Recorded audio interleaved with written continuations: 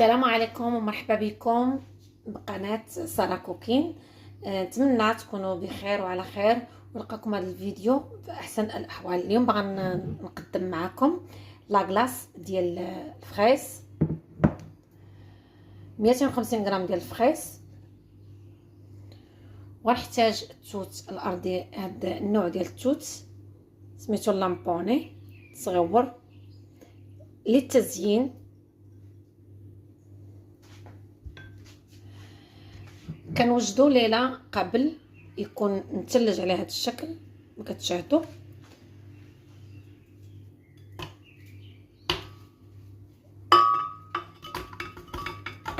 نديرو على هذا الشكل هذا.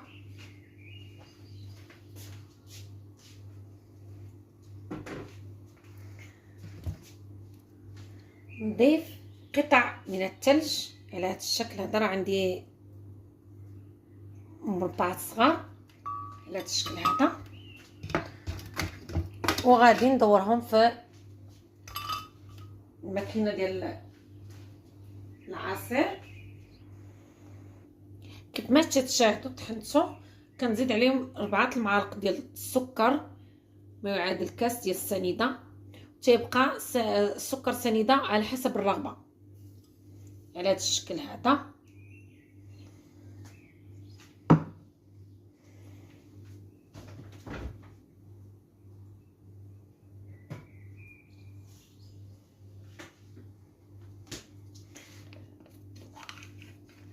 غادي نضيف عليه دانون ديال اليوغورت فانيلا فاني،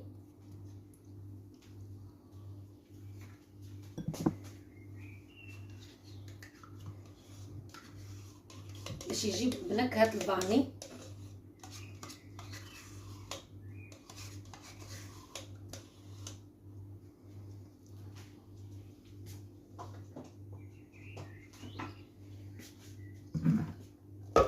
ونمزجو الكل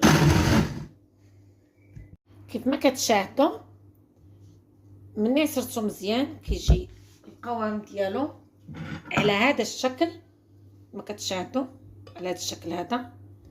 تيجي ثقيل على هذا الشكل هذا.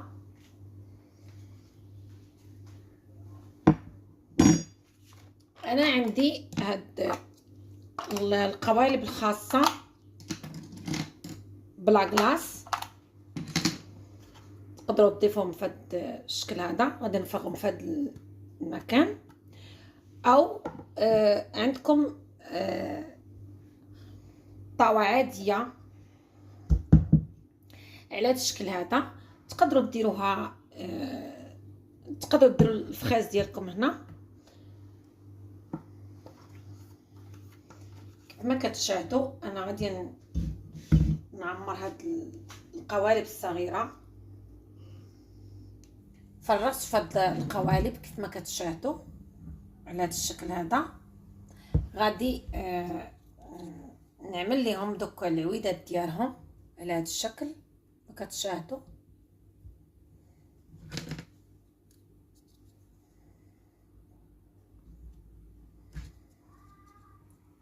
كيفرحوا به وليداتنا الاطفال وناتورال، كتخليو على هذا الشكل هذا.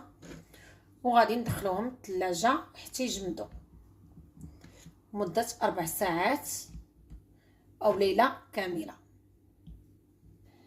كيف ما كتشاهدوا لاكلاص ديال الفخيس كيجي على هذا الشكل. زينت بالتوت هذا الصغير هذا لامبوني، كيجي على هذا الشكل كريموزو، كريمي ولذيذ وناتورال، ما فيش كريمه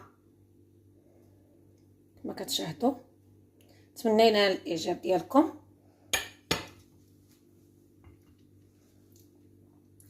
كما انه يكون هكا فردي الاطفال.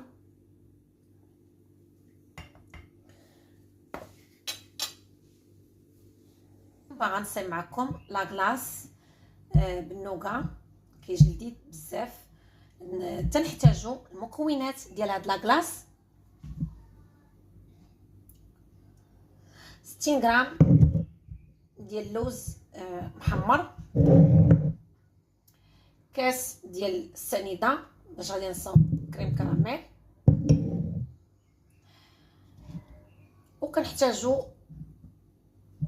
600 مليلتر ديال القشطه الطريه،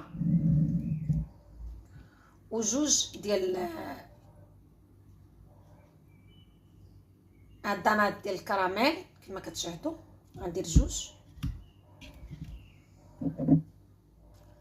والقليل من الشوكولا للتزيين. هادو فقط للتزيين. ملي غادي نصايب لاكلاص الحجم كبير للعائله، جماعي للعائله، غادي نزين بهاد القطع هادو.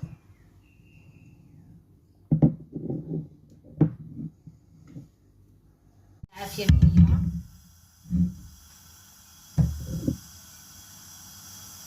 ندير هاد السكر على هاد الشكل. العافيه مهيله.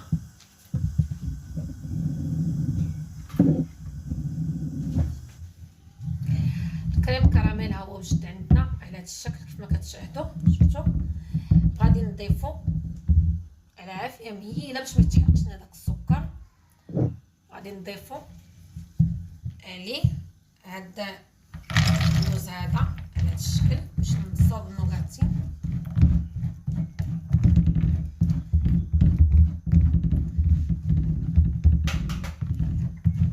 على هاد الشكل هذا كيف ما كتشاهدوا. غادي غير نغطي داك السكر على هاد الشكل هذا، نطفي على العافيه باش داك الكراميل يلصق لينا على هاد. كتشاهدوا طريقه سهله جدا.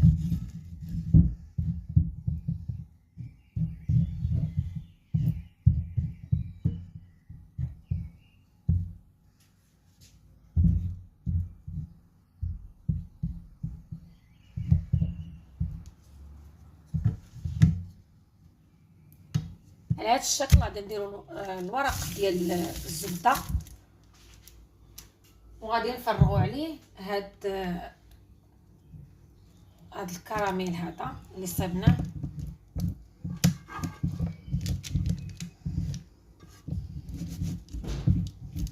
على هذا الشكل كما كتشاهدوا.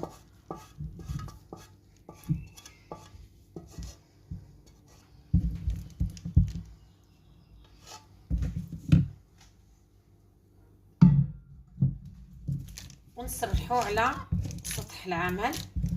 في هذه الاثناء هذه غادي نوجد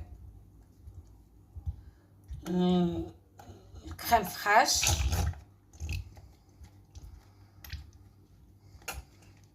غادي نطلعوا بالباطور ما كتشاهدوا.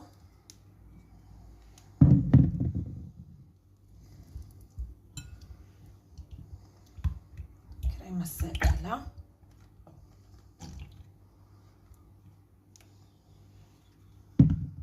كما كتشاهدوا كريم شانتي.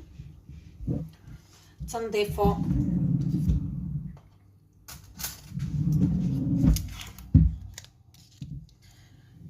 الفلون ديال الكراميل.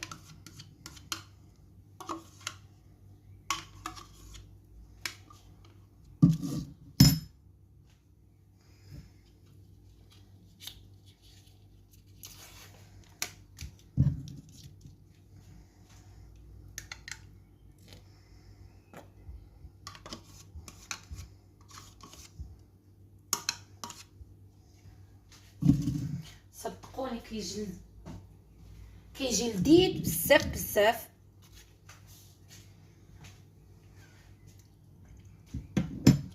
وغادي نخدموه بالباطور بشويه بشويه على هذا الشكل. ندمجوه.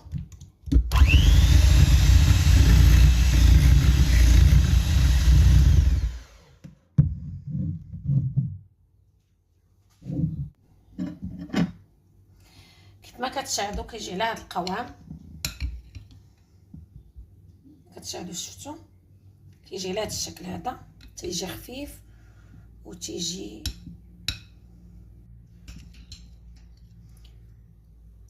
كما كتشاهدوا. دابا هذا غادي ندخلو للثلاجه باش نوجد معكم هاد النوغات.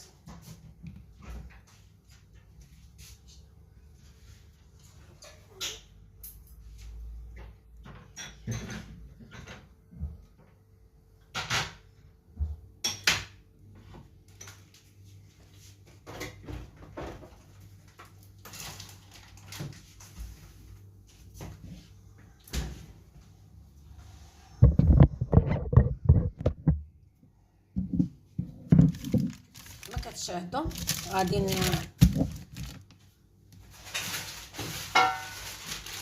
نوضع عليه واحد الورق ديال السيكوريتي وغادي ندير ليه هكا بهذا الشكل باش ندق مزيان، حيت انا باغيه مهرمش. كيف ما كتشاهدوا النوكا اللي وريتكم في الاول ديال اللوز خليت هادو للتزيين، القليل منها للتزيين غنوضعها فوق لاكلاص ملي غادي يوجد لنا، والنصف ديالو هرمشتو على هذا الشكل لان هادو كل ما نحتاج من التزيين كما كتشاهدوا. دابا غنضيف الثلث ديالو اللي غادي نزيدو في الكريم شانتيي اللي طلعت من الاول مع الفلون كراميل، وغادي نبقى نضيف فيه شويه بشويه كما كتشاهدوا. ما زدت عليه لا السكر لا والو لان اصلا هو حلو. وغادي ندمجهم مع بعض على هذا الشكل هذا. كما كتشوفوا كيجي كريموزو كريمي من اسفل الاعلى على هذا الشكل، كيجي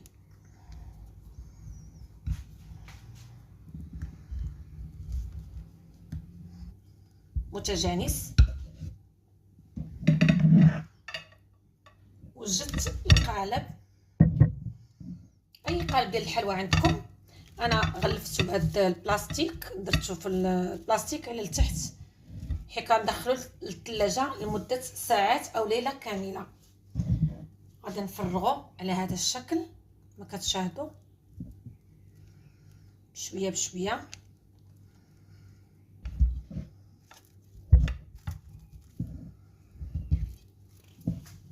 غادي ندخلو للثلاجه لمده 6 ساعات او ليله كامله مني تلج لينا مزيان.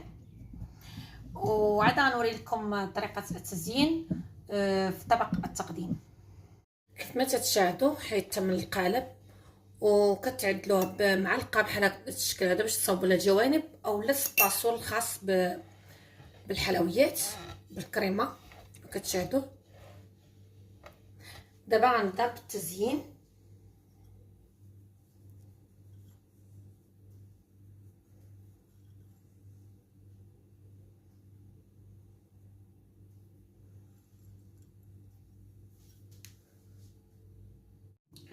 الشكل النهائي ديال لاكلاص اللي وجدت معكم تيجي على هذا الشكل بالمكسرات، كيجي لذيذ جدا. التزيين تيبقى اختياري، انا زدت عليه حبيبات الشوكولا الكراميل فوق مع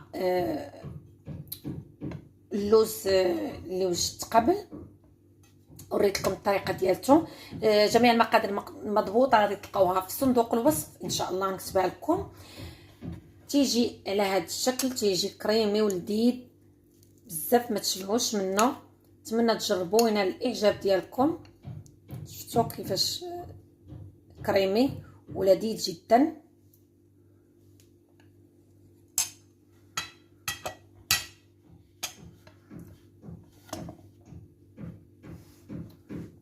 ديال الفريز تيجي على هذا الشكل، تيجي لذيذ بزاف المنظر ديالو ولذيذ بدون قشطه طريه ناتورال الاطفال ديالنا. نتمنى ينال الاعجاب ديالكم، وشكرا لكم على المشاهده والمتابعه، والى اللقاء والوصفه القادمه. شكرا لكم.